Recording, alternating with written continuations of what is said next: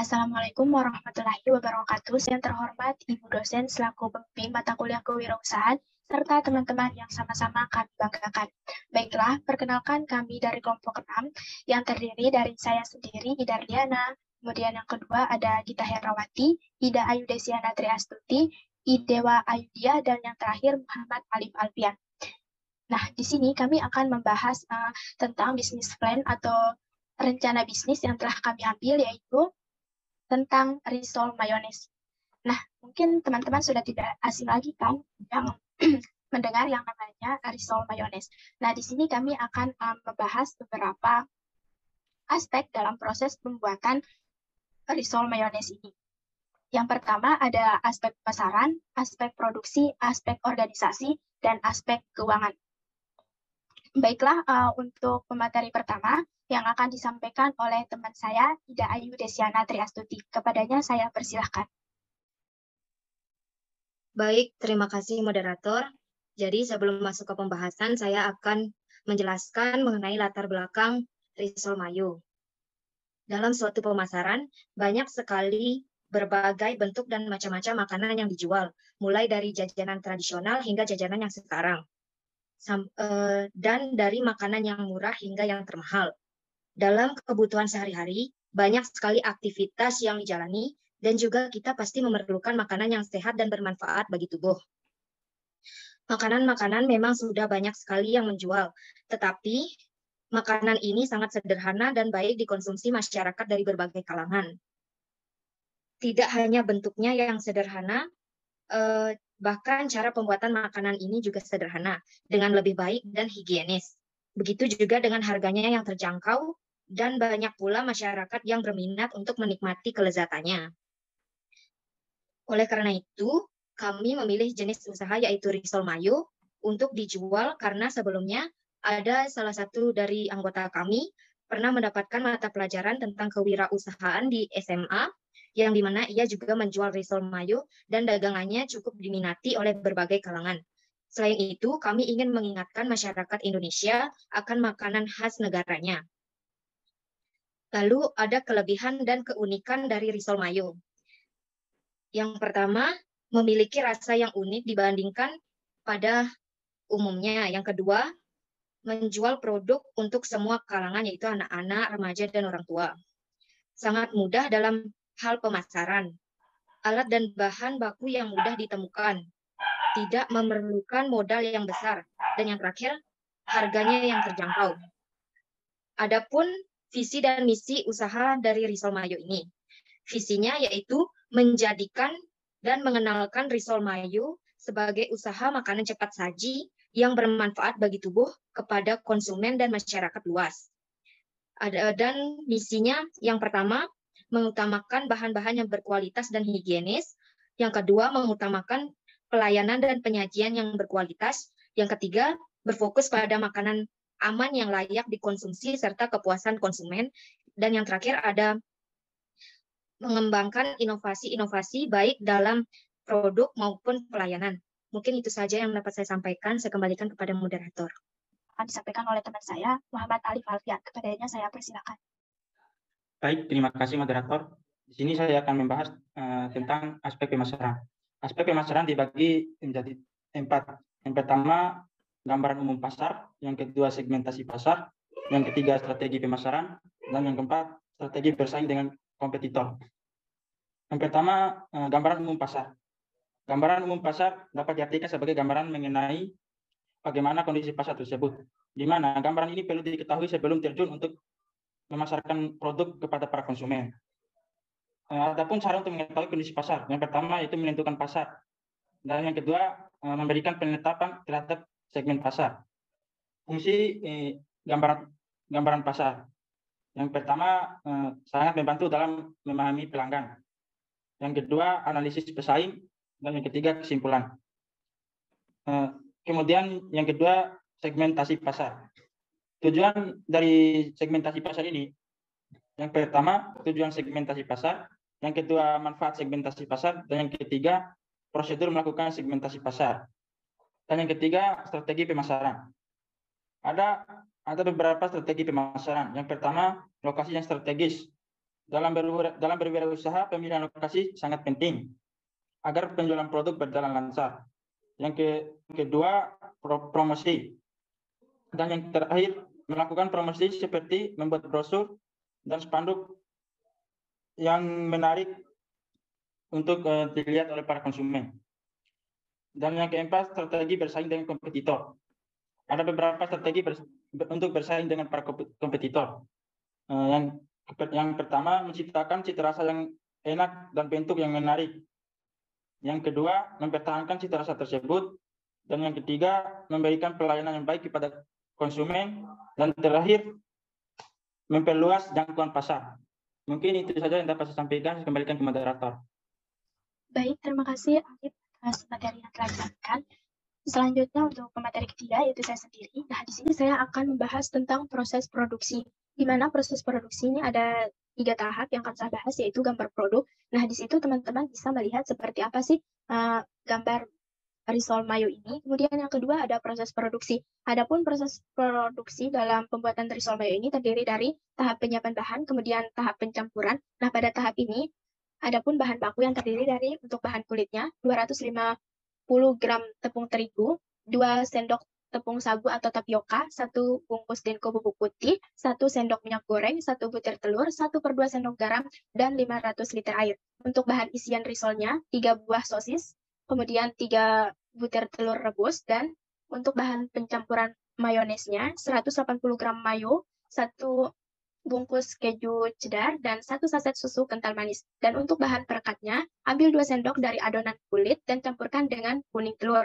Nah, untuk proses pembuatan dari risol mayo ini, yang pertama kita campurkan semua bahan kulit, kita aduk sampai rata, saring agar tidak bergelendir adonan.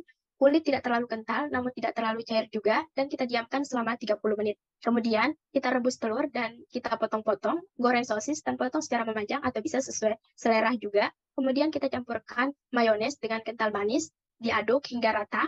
Kemudian kita gunakan teflon anti lengket untuk membuat kulit risolnya. Kita ambil 1 sendok minyak sayur atau secukupnya, ratakan hingga tipis dan matang menggulpas sendiri. Kita lakukan sampai adonannya habis. Kemudian ambil kulit risol yang tadi, kemudian kita isi dengan mayo, telur, dan sosis, kita lipat dan gulung risol, rekatkan dengan bahan perekat, lakukan sampai adonannya habis. Kemudian kita campurkan terigu dengan air untuk pencelup, celupkan risol ke pencelup dan balur dengan tepung roti. Kita simpan terlebih dahulu selama 1 jam di dalam freezer agar tepung rotinya merekat. Kemudian kita goreng risol mayo hingga matang kecoklatan dan kita angkat dan siap untuk disajikan. Ke materi yang selanjutnya yang akan disampaikan oleh teman saya, Gita Herawati. Kepadanya saya persilahkan. Baik, terima kasih kepada Liliana. Baik, di sini saya akan menjelaskan tentang aspek organisasi manajemen, di mana di sini terdiri dari struktur organisasi. Yang pertama itu ada ketua Idewa Ayudiyah, bagian keuangan ada Ida Ayudesiana Tri Astuti, yang ke bagian pemasaran ada M. Alif Alfian, dan bagian produksi ada Ida Tiana dan saya sendiri. Baik, di sini saya akan menyampaikan tugas dan wewenang dari ketua. Yang pertama itu menyusun strategi untuk mengarahkan bisnis menjadi lebih maju, mengorganisasi visi dan misi usaha secara keseluruhan, mengawasi kompetisi bisnis internal maupun eksternal, mengevaluasi keseluruhan kesuksesan usaha. Yang kedua itu bagian dari bagian keuangan. Tugas dari bagian keuangan adanya menjalankan itu menjalankan dan mengoperasikan roda kehidupan perusahaan dengan seefektif dan seefisien mungkin. Terus yang kedua itu bekerja sama dengan manajer lainnya untuk melakukan perencanaan dan peralaman beberapa aspek dalam perusahaan, termasuk juga perencanaan umum keuangan perusahaan. Yang ketiga itu melakukan pengembangan keputusan penting dalam investasi dan berbagai pembiayaan lainnya. Yang selanjutnya mempersiapkan struktur modal dengan baik dengan cara memutuskan rasio antara pembiayaan dan yang dimiliki dengan keuangan pinjam agar seimbang keuangan. Yang selanjutnya menghubungkan keuangan dengan pasar keuangan, karena perusahaan memperoleh di mana atau berharga dan diperdagangkan. Terus ini saya akan mengulang kembali bagian pemasaran. di mana yang pertama itu ada marketing bertugas dalam berpromosi. Maksud dari fungsi marketing memperkenalkan atau mempromosikan setiap produk dan perusahaan yang sudah ada yang disebarluaskan kepada masyarakat. Sehingga perusahaan dan produk mudah dikenal dan perusahaan juga dapat memiliki jumlah peminat yang banyak terhadap produk yang dihasilkan. Yang kedua itu berperan sebagai sales. Sebuah pemasaran dapat berperan sebagai penjualan dengan maksud tugas pemasaran biasanya adalah untuk menghasilkan pendapatan bagi perusahaan dengan cara melakukan penjualan dan penawaran terhadap produk yang dihasilkan perusahaan. Yang ketiga itu ada marketing bertugas sebagai mendalami riset dan pengembangan. Marketing tugas dan riset dan pengembangan produk dalam sebuah perusahaan maksudnya yaitu pemasaran dalam memperoleh berbagai macam informasi dan menyampaikan kepada perusahaan tentang segala sesuatu yang bermanfaat untuk mendukung dalam meningkatkan kualitas penjualan yang dihasilkan oleh perusahaan yang dipasarkan. Yang terakhir itu ada marketing bertugas sebagai perwujudan konsep marketing. Maksud pemasaran yang berperan sebagai perwujudan konsep komunikasi pemasaran ini berperan untuk membuat atau menjalin hubungan atau komunikasi yang baik antara perusahaan dan masyarakat atau perusahaan dengan lingkungan sekitarnya. Selain itu, agar hubungan yang memiliki kerjasama antara perusahaan dengan yang lain juga dapat dijalankan dengan baik dan saling menguntungkan. Sekian, terima kasih dari penjelasan.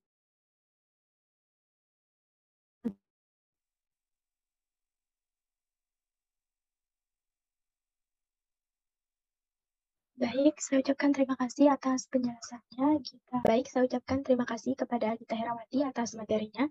Selanjutnya, materi yang akan disampaikan oleh teman saya, Idewa Aidia. Kepadanya saya persilakan. Baik, saya di sini akan menjelaskan tentang aspek keuangan. Yang pertama itu rencana anggaran pengeluaran untuk biaya alat, teflon 150.000, wajan 225.000, sendok besar 15.000, kuas 5.000, gas 20.000, kompor gas 335.000, nampan 50.000, pisau 15.000, capit 20.000, baskom 75.000, wis 20.000. Jadi total alat yaitu 930.000. Untuk bahan baku asumsi, yang pertama itu tepung terigu 1 kilo 10.500, yang kedua itu ada tepung tapioka seperempat kilo yaitu 4.000, yang ketiga itu tepung panir setengah kilo yaitu 11.000, telur 1 butir 2.000, masako 1 bungkus 2.000, telur rebus 10 butir 28.000, mayones 1 kilo 27.000, keju 250 gram 15.000, smoke beef 1/4 kilo 11.000, blue band 1/4 kilo 10.000, minyak goreng 3 kilo 40.000. Jadi total bahan baku selama 1 minggu yaitu 160.500. Untuk total semuanya yaitu total biaya produksi selama 1 bulan, biaya produksi selama 1 bulan itu 160.500 dikali 4 minggu sama dengan 642.000. Karena kami tidak memakai biaya-biaya pamflet atau brosur, jadi biayanya tersebut 0. Untuk total pengeluaran seluruhnya itu 1.572.000. Yang kedua itu analisis BEP atau Break Even Point. Yang pertama itu penghitungan laba bersih atau total cost. Total bahan bakunya itu 642.000, sedangkan biaya itu 0. Jadi total cost-nya adalah 642.000. Untuk total revenue, yaitu risol mayonya ada 55 biji dalam 1 bulan, dikali 5.000, dikali 25 hari. Jadi total revenue-nya adalah 6.875.575.000. Maaf. Untuk laba kotornya, total revenue kurang total biaya produksi. 6.875.000 dikurangin 642.000. Jadi laba kotornya yaitu 6.233.000 dalam 1 bulan. Untuk perhitungan BEP per unit yaitu harga jual 1 biji risol itu 5.000. Biaya penyusutannya itu 125.000, total biaya variabelnya atau TVC-nya yaitu 642.000. N adalah jumlah unit yang harus terjual, jadi kita belum hitung. Perhitungannya itu P kali N sama dengan TPC tambah TVC. P sama dengan 5.000 dikali N, N-nya belum diketahui, sama dengan 125.000 ditambah 642.000, sama dengan 5.000 dikali N sama dengan 767.000. N sama dengan 767.000 dibagi 5.000 sama dengan N sama dengan 153.000. Jadi agar keuntungan laba balik modal maka kami harus menjual kurang lebih 153 biji risol. Sekian dari saya kembalikan kepada moderator. Baik, terima kasih Ida Maldia atas materi yang telah disampaikan. Baik teman-teman, mungkin itu saja hasil dari bisnis plan yang kami buat tentang Risol Mayo ini. Mungkin bagi teman-teman yang ingin mencoba buat risol di rumah bisa langsung mencoba karena bahan-bahan atau alat yang kita butuhkan sangat terjangkau sekali dan sangat mudah kita temukan. Mungkin itu saja hasil dari kelompok kami. Akhir kata dari kami, wabillahi taufiq wal hidayah. Wassalamualaikum warahmatullahi wabarakatuh.